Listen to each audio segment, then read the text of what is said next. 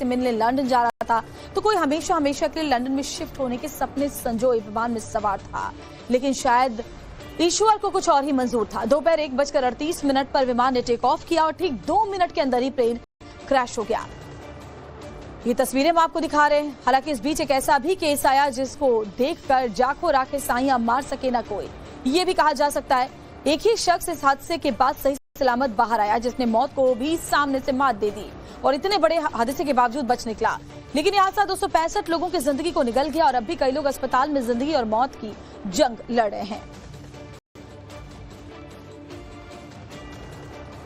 इस विमान हादसे में एक शख्स ऐसा भी था जिसे शायद भगवान ही बचाना चाहते थे, जिसने न सिर्फ मौत को सामने से टक्कर दी बल्कि इतने बड़े हादसे के बावजूद जिंदा बच गया।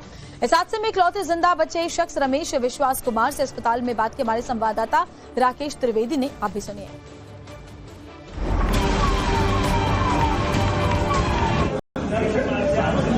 भगवान का शुक्र अदा करना चाहेंगे आप? भगवान का शुक्रिया क्या कहेंगे? तस्वीरें मैं आपको दिखा रहा हूँ रमेश विश्वास कुमार की एक्सक्लूसिव तस्वीरें से टाइम्स ऑफ नवभारत पर। टाइम्स ऑफ नवभारत से बातचीत में वे धन्यवाद कह रहे हैं, भगवान का शुक्रिया कर रहे हैं। यही वो शख्स हैं, इकलौते शख्स जो जीवित बचे हुए हैं। आप भगवान का शुक्रिया अदा कर रहे हैं। देखिए आँख झुका करके उन्होंने शुक्रिया अदा किया, हाथ जोड़ रहे हैं। तो रमेश कुमार विश्वास एक ऐसे शख्स जिन्होंने इस विमान हादसे में सीधा यमराज को टक्कर दी और इतने भयानक हादसे के बावजूद एकमात्र ऐसे शख्स रहे जिनकी जान बच पाई। फिलहाल रमेश का अस्पताल में इलाज चल रहा है, उनकी हालत ठीक बताई जा रही है। हमारे सहयोगी की एक और रिपोर्ट देखिए। मैं इस वक्त अहमदाबाद के सिविल अस्पताल के ट्रॉमा सेंटर में मौजूद हूँ, जहाँ पर तमाम जो जख्मी लोग हैं उनका यहाँ पर इलाज किया जा रहा है।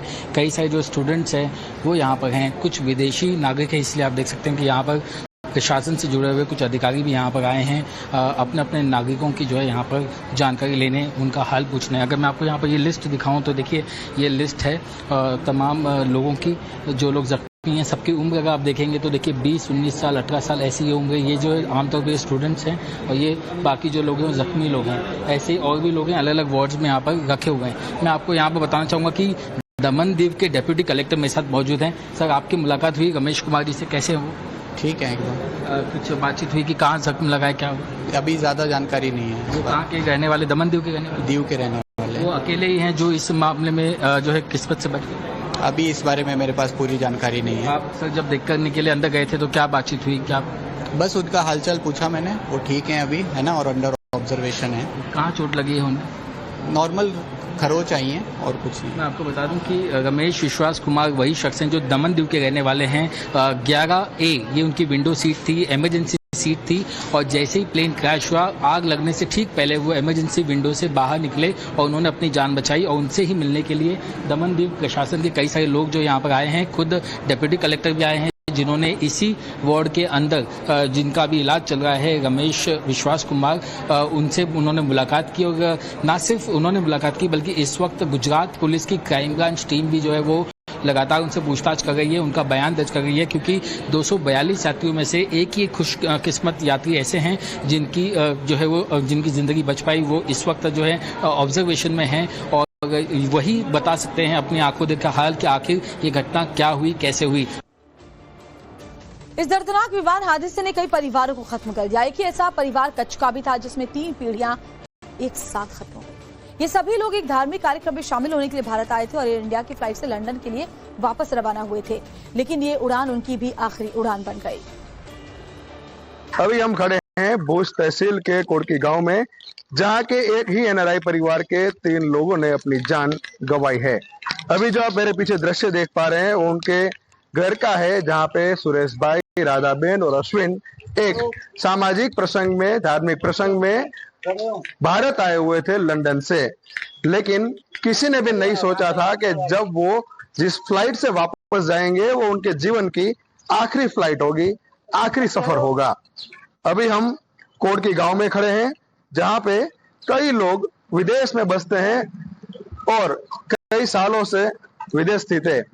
तब परिवारजनों और गांवजनों में खूब ही दुख का माहौल है। रौनक गज्जर, टाइम्स नाउ नव भारत, कच्छ। अभी आपने कच्छ के रहने वाले एक परिवार की दास्तान सुनी। अब आपको वडोदरा के दोषी परिवार की बात बताते हैं, जिनके घर के 2 लोगों की मौत हो गई। बुजुर्ग दंपति अपनी बेटी से मिलने के लिए अहमदाबाद से लंदन जा रहे थे। दामाद अपने सास ससुर के आने का इंतजार भी कर रहे थे, लेकिन मौत की खबर ने बेटी और दामाद को झकझोर कर रख दिया है। हाँ, मेरी शादी था, वो खम्बीसर थी और लंदन जा रही थी। हाँ, फिर हाँ बस वो 1 घंटे में समाचार गया को प्लेन क्रैश हो गया है, इसलिए मैं वापस अहमदाबाद के बाहर निकल गया था, तो वापस आए सील में आ गया। इस विमान हादसे में देश ने अपने 2 जांबाज पायलट्स को भी खोया। इनमें से एक थे सुमित सभरवाल। कैप्टन सुमित के पास 8,200 घंटे की उड़ान का अनुभव था। सुमित अपने 88 साल के पिता के साथ मुंबई के पवई में रहते थे। उड़ान से पहले उन्होंने अपने परिवार को लंदन पहुंचकर फोन करने का वादा भी किया था, लेकिन बेटे की मौत ने बुजुर्ग पिता को तोड़ कर रख दिया है। उन्हें विश्वास नहीं हो रहा कि उनका जवान बेटा अब इस दुनिया में नहीं है। एज ए पर्सनालिटी वो बहुत ही अच्छे मनमिलाऊ व्यक्ति थे, बहुत ही अच्छे और मनमिलाऊ व्यक्ति थे, और उन्होंने सभी के साथ दोस्ती थी उनकी। पर्टिकुलरली जो एयरफोर्स और नेवी ऑफिसर्स थे उनके साथ, और हर एक जो सोसाइटी में इवेंट होता था उसमें वो बहुत ही पार्ट लेते थे। जब यहाँ पे रहते थे, जब फ्लाइंग में नहीं रहते थे, यहाँ पे रहते थे, तो वो और उनके पिताजी हाजिर रहते थे और सोसाइटी के इसमें भाग लेते थे, और सोसाइटी में उनका इतना ये रहन सहन मिल गया था कि अब उनकी याद आएगी तो उनका अभाव हमें रहेगा कि भाई अब सुमित जी यहाँ पे नहीं है हमारे साथ इस दुनिया में। कल सब कुछ रोज की तरह ही था। अहमदाबाद से इंडिया की फ्लाइट TI-171 जिसे लंदन तक के लिए उड़ान बनी थी, वो टेक ऑफ को तैयार थी, लेकिन जैसे ही प्लेन ने टेक ऑफ किया उसके बाद वो हुआ जिसकी कल्पना किसी ने नहीं की थी। टेक ऑफ के बाद 60 सेकंड्स में ही प्लेन क्रैश हो जाता है। फ्लाइट के पायलट कैप्टन सुमित सभरवाल को अंदाजा हो जाता है कि कुछ तो गड़बड़ हो गई है। वो फौरन मे डे का मैसेज डालते हैं, लेकिन तब तक कोई मदद मिल पाती, कोई कुछ समझ भी पाता, सब कुछ खत्म हो जाता है।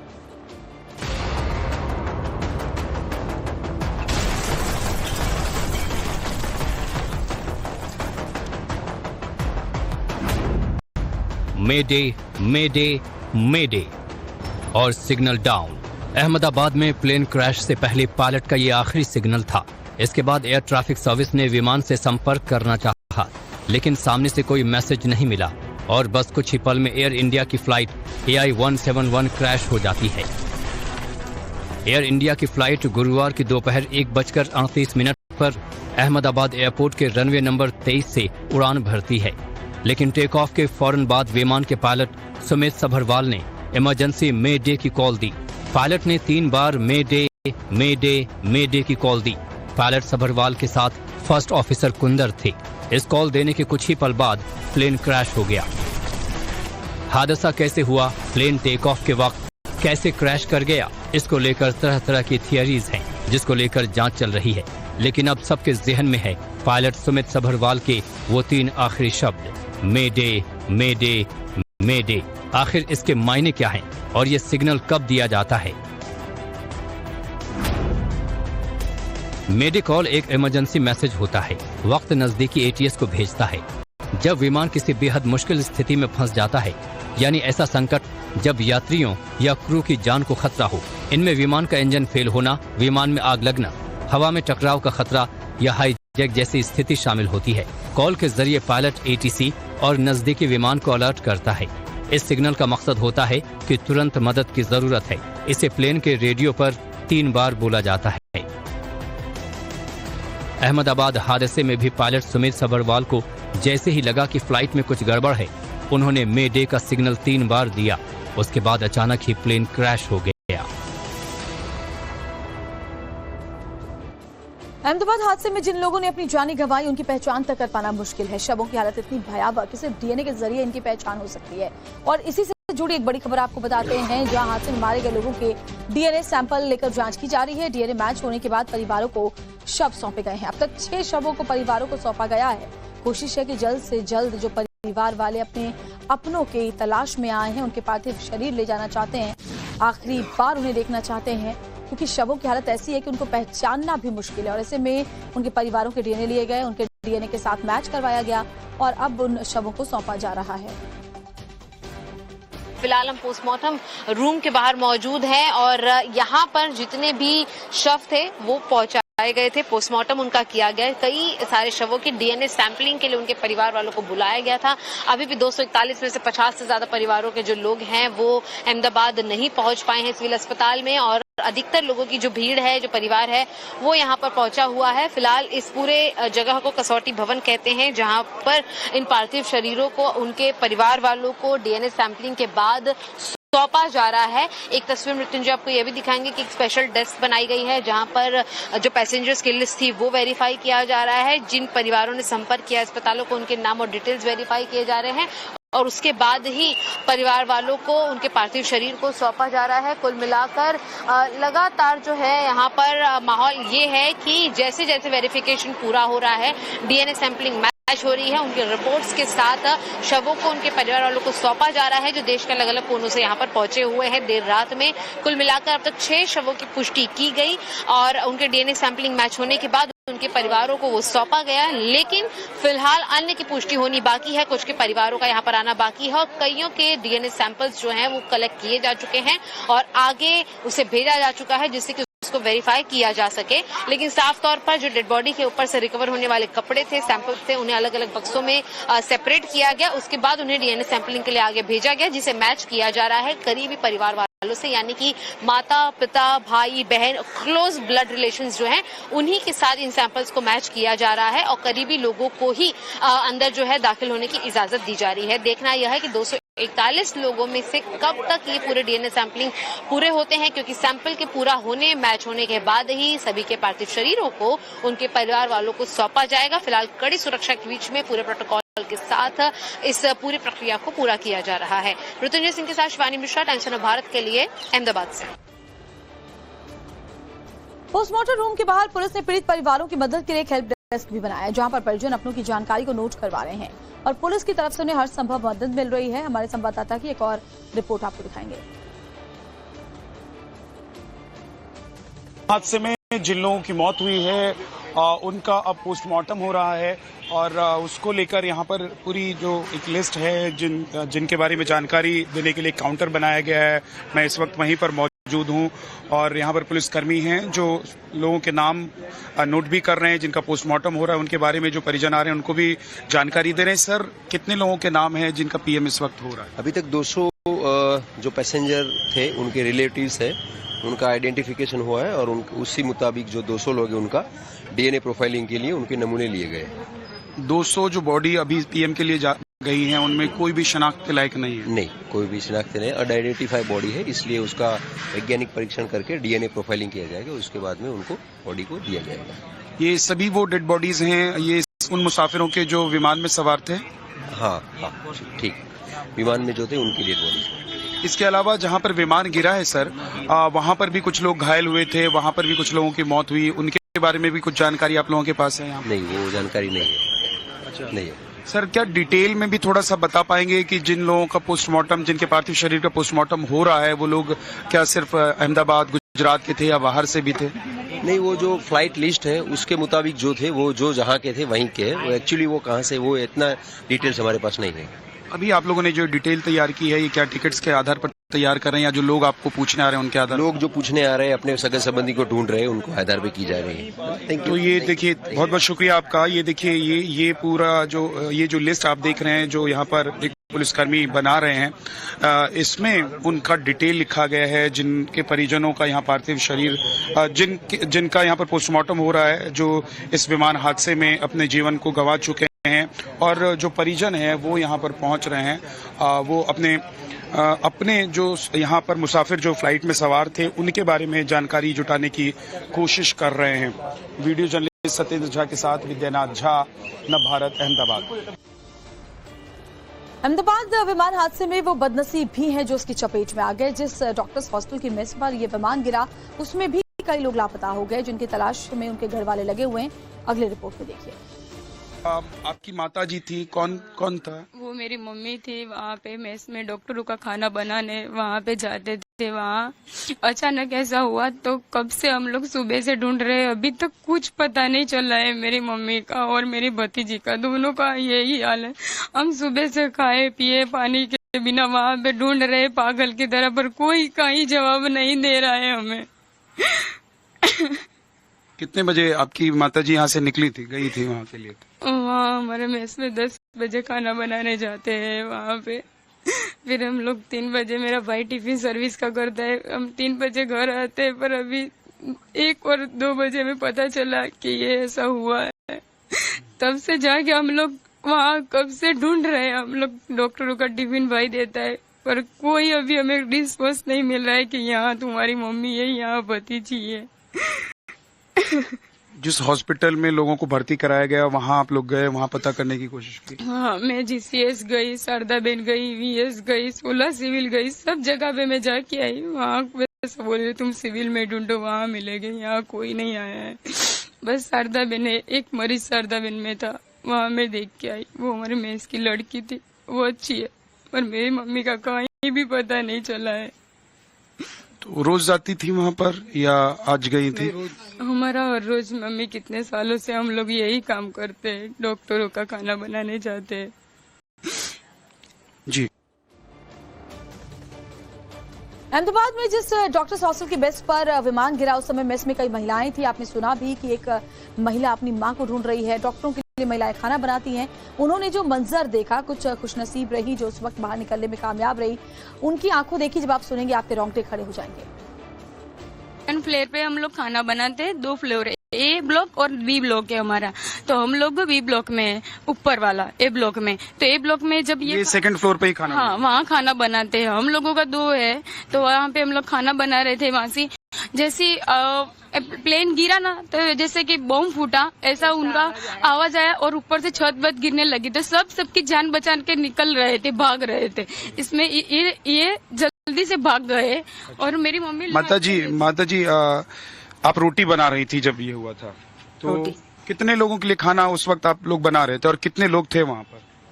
उधर कोई तुरंत बताया था ना, वो होता हमको पता नहीं है ना सब आज आ गए थे। और छोटा है ना वो पहला बरस वाला, वो जमता। तो जैसे आप लोगों ने धमाके की आवाज सुनी तो आप लोग भाग गए बिल्डिंग से? हाँ, निकल गए। जीवले બધું પડવા માંડી, પરાણે એક દિવાલ તૂટી, ઉપરથી પડતું હતું બધું ધીમે ધીમે। બધા આમ અંધારું एकदम થઈ ગયું હતું, કઈ દેખાતું નતું। માડ જીવલે નીકળી ગયા અંદરથી। क्या बोल रही हैं? अंधेरे, जैसे प्लेन गिरा तो अंधेरा हो गया, सब लोग जान बचा के निकल रहे थे। जैसे कि ये 30-35 लोगों का खाना बना रहे थे, सब लोग खाना खा के गए। जैसे जूनियर आते हैं ना, वो खाने के लिए बाकी थे, ऐसा बोल रहे हैं ये। अच्छा। कल दोपहर जैसे ही एयर इंडिया के इस विमान ने उड़ान भरी थी, महज 27 सेकंड्स के अंदर ही ये विमान रिहायशी इलाके में गिर गया। जैसे ही विमान गिरा, आसपास के लोगों में हड़कंप मच गया, क्योंकि तेज धमाके के साथ पूरा इलाका दहल उठा। हमारी टीम ने जब ग्राउंड जीरो पर इन लोगों से बात की तो उन्होंने कई चौंकाने वाले खुलासे भी किए। मैंने जो देखा है ना, मैं सबसे पहले गार्डन के पास एंटर हुआ ना, वहाँ से धुआं, इतना सारा धुआं, जैसे कि अचानक से कुछ बारिश जैसा, बहुत खतरनाक भवंडर जैसा आने वाला, ऐसा धुआं लगा मेरे को और फायर होने लगी। अच्छा, कितने लोगों को रेस्क्यू किया और क्या देखा? अंदर गए मेरे ग्रुप ने, मैंने फोन किया तुरंत ही, तो मेरे ग्रुप के थे करीब 15 से 20 जन आ चुके थे, साथ में क्रिकेट खेल रहे थे। उन लोग को ब्लास्ट का आवाज आया, मैं गार्डन के पास था, वो लोग इससे भी पीछे के मैदान में, तो उन लोग को आवाज आया, पर उन लोग को नहीं मालूम कि क्या हुआ। फिर मैंने बोला कि प्लेन ब्लास्ट हुआ, इधर आ जाओ जल्दी, बाकी सबकी जान जा रही है, जल्दी बचाने आ जाओ। सब लोग भागते भागते आए। एक जन भागा, ऐसा मेरा दोस्त, उसका नाम राहुल पटनी है, उसके चप्पल टूट गए, उसको पैरों में कांच लगे अंदर कैंटीन में। आपने डेड बॉडीज कितनी निकाली? डेड बॉडीज एक भी नहीं निकाली हमने, जितनी निकाली वो जिंदा थी, उसमें से 2 डेड ले जाते 2 जन की डेथ हो गई। कितने लोगों को किया? हमने करीब, मैं जब तक था तब तक 4 लोग को रेस्क्यू किया। लंदन जा रहे एयर इंडिया के विमान की दुर्घटनाग्रस्त होने के बाद अहमदाबाद एयरपोर्ट का रनवे 23 एक बार फिर से चर्चा में आ गया है। क्यों, चलिए आपको ग्राफिक्स के जरिए पूरी जानकारी शेयर करते हैं। दरअसल 19 अक्टूबर 1988 को भी एक प्लेन क्रैश हुआ था। इंडियन एयरलाइंस का ही ये भी विमान था जो क्रैश हुआ था। मुंबई से अहमदाबाद जा रहा था ये प्लेन। रनवे 23 पर उतरने से ठीक पहले क्रैश हो गया था और प्लेन में उस वक्त 139 लोग सवार थे, जिसमें 133 यात्रियों की मौत मौत हो गई थी और एक बार फिर से इसी रनवे पर यह हादसा हुआ है। अहमदाबाद में गुरुवार को जो प्लेन क्रैश हुआ उसकी रिपोर्ट तो आनी बाकी है, लेकिन 1988 में जो विमान हादसा हुआ था उसकी जांच रिपोर्ट में क्या बात सामने आई थी, चलिए वो हम आपको बताते हैं। दरअसल उस वक्त ये हुआ था कि पायलट्स की गलती की वजह से प्लेन क्रैश हुआ था। दोनों पायलट्स को रनवे को देखने में तब समस्या हुई थी। एयरपोर्ट के पास विमान की ऊंचाई को उन्होंने खो दिया था। 500 फीट की न्यूनतम ऊंचाई से ठीक वो नीचे आ गया और ज्यादा नीचे आने से पेड़ों, बिजली के खंभों से टकरा गया। फैक्ट फाइंडिंग रिपोर्ट में इस बात का खुलासा हुआ था। एक पैनल ने पायलट्स को हादसे का जिम्मेदार बताया। पायलट्स ने खराब विजिबिलिटी पर नियमों की अनदेखी की थी। इस तरह की बात रिपोर्ट में सामने आई थी और इस बार कल के इस विमान हादसे में क्या सामने आता है इसका इंतजार हर किसी को है, क्योंकि सबके से जहन में यही सवाल है कि आखिर क्या वजह रही जिसकी वजह से इतने लोगों को जान गंवानी पड़ी। अहमदाबाद प्लेन क्रैश से जुड़ी एक और ब्रेकिंग न्यूज आपको बताते हैं। विमान में भगवत गीता लेकर सफर कर रहे थे यात्री। आग के बावजूद भगवत गीता को नहीं पहुंचा कोई नुकसान। विमान हादसे की कई तस्वीरें सामने आई हैं, क्योंकि देखिए जैसे ही जो लोग रेस्क्यू के लिए पहुंचे, लोगों का सामान निकाला, मलबे में से लोगों को ढूंढने का काम चल रहा था, उसी बीच एक रेस्क्यू कर्मी को ये भगवत गीता मिलती है। ये तस्वीर देखिए चौंकाने वाली है। एक शख्स हादसे के बाद रेस्क्यू में जुटा है।